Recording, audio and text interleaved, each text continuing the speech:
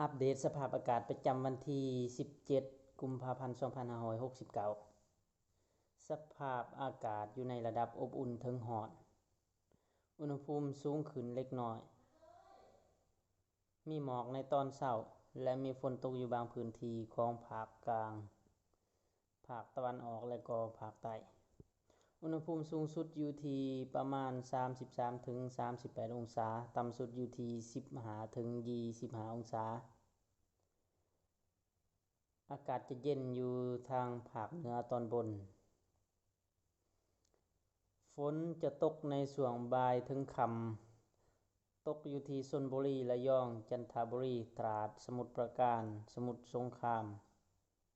ชุมพรนครศรีธรรมราชสงขลาปัตตานีนราธิวาสสตูล PM 2.5 อยู่พื้นที่ภาคกลางและก็ภาคเหนือตอนล่าง